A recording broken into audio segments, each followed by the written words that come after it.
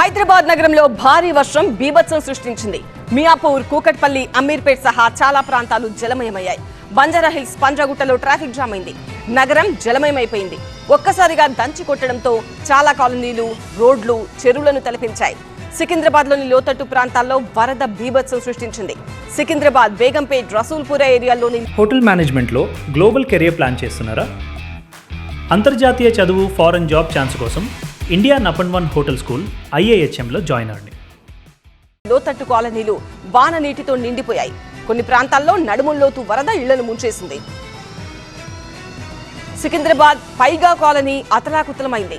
ఇళ్లలోకి భారీగా నీరు చేరడంతో స్థానికులను సురక్షిత ప్రాంతాలకు తరలించారు.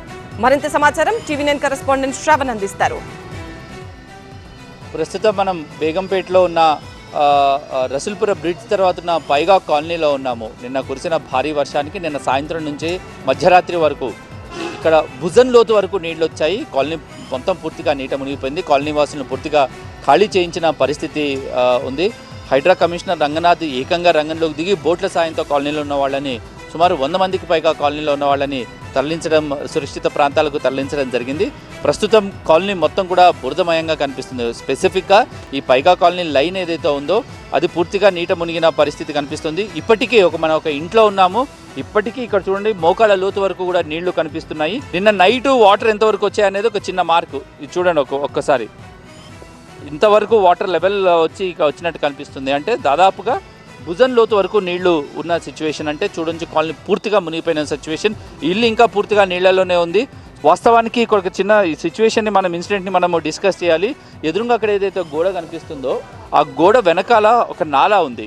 సో ఆ నాలా కబ్జాకు గురైందంటూ హైడ్రా నాలాను కూడగొట్టి వెడల్పు చేసి దాన్ని నాలా విడతను పెంచే ప్రయత్నంలో భాగంగా నాలా గోడను కూలగొట్టింది. అందులో భాగంగా ఆ ఏరియా మొత్తం సర్వే నెంబర్ 47లో 357 స్క్వేర్ యార్డ్స్ స్థలం కబ్జాకు గురైందని అని చెప్పేసి అక్కడున్న ఒక బిల్డింగ్ని, భారతీష అనే ఫ్యామిలీకి సంబంధించిన బిల్డింగ్ని వితౌట్ ఎనీ నోటీసు హైడ్రా వాళ్ళు, కంటోన్మెంట్ వాళ్ళు కూలగొట్టడం జరిగింది. సో ఇంతలోపు వాళ్ళు భారతీష అనే ఫ్యామిలీ ఏదైతే ఉందో అది తమ స్థలం అంటూ, ప్రైవేట్ ప్రాపర్టీ అంటూ కోర్టుకు వెళ్ళడంతో కోర్టు స్టేటస్ క్యూ ఇచ్చింది.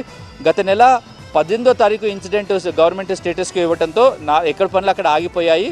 ఒకవేళ కోర్టుకు వెళ్ళిన సిచ్యువేషన్ లేకుండా ఇప్పటికీ నాలా గోడను నిర్మించే వాళ్ళమంటూ హైడ్రా కమిషనర్ రంగనాథ్ చెప్పడం జరిగింది. గత 2-3 ఏళ్ళుగా ఇక్కడ ఈ సమస్య ఉంది. రసూల్పుర బ్రిడ్జ్ కట్టారు ఒక 1.5 year బ్యాక్, 2 years. అంతకు ముందు వరకు ఈ కాలనీ మునిగిపోతూ ఉండేది.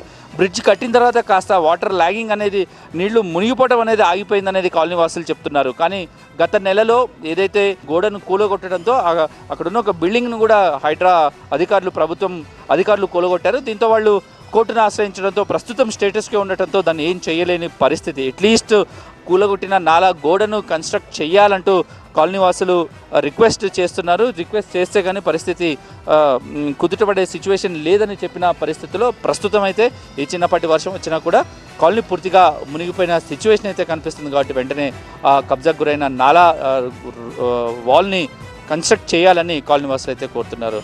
కెమెరా పర్సన్ వెంకటస్వామితో శ్రవణ్, TV9 హైదరాబాద్.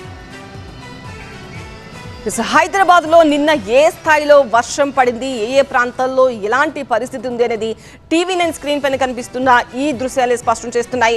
ప్రస్తుతం మనం చూస్తున్న దృశ్యాలు కొండాపూర్ నుంచి. కొండాపూర్లో వరద నీరు భారీగా రోడ్లపై నిలిచిపోయి ఆ రోడ్లపైన వాహనాలు ప్రయాణిస్తున్నాయా, లేదంటే ఏదో చెరువులోనూ నదిలోనూ వాహనాలు ప్రయాణిస్తున్నాయా అన్నట్టుగా ఉంది అక్కడ పరిస్థితి.